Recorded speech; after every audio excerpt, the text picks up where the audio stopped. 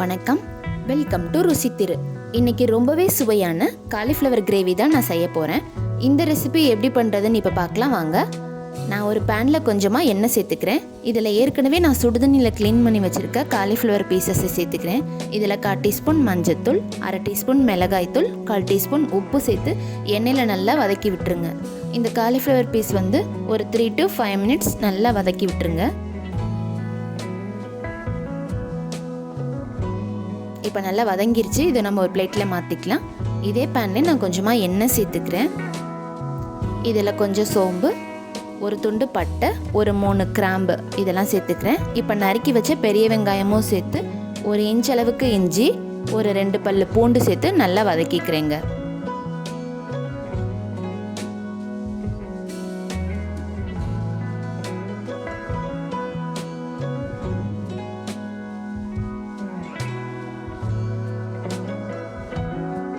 இப்போ நான் தக்காளியும் நறுக்கி வச்சுருக்கேன். இதை சேர்த்து நல்லா வதக்கிக்கலாம். தக்காளி நல்லா வதங்கிடுச்சு. இது ஆறுனதுக்கப்புறமா நம்ம மிக்ஸி ஜாரில் மாற்றி அரைச்சி எடுத்துக்கலாம். இப்போ இதே பேன்லேயே நான் கொஞ்சமாக எண்ணெய் சேர்த்துக்கிறேன். இதில் 1 ஸ்பூன் மிளகாய் தூள் போட்டு எண்ணெயோட நல்லா கலந்து விட்டுருங்க. அடுப்பை மீடியம் ஃப்ளேம்லேயே வச்சு பண்ணுங்க. இப்போ நான் அரைச்சி எடுத்த பேஸ்ட்டையும் சேர்த்து நல்லா கலந்துக்க போகிறேன்.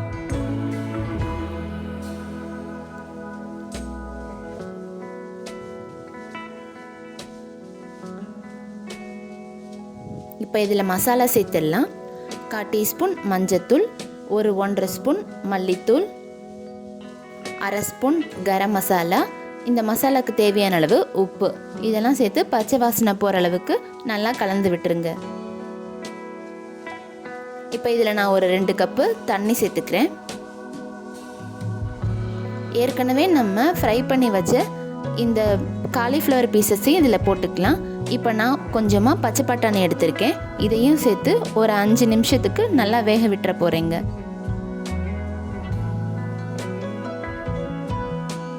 இப்போ ஒரு மூடி போட்டுக்கலாம்.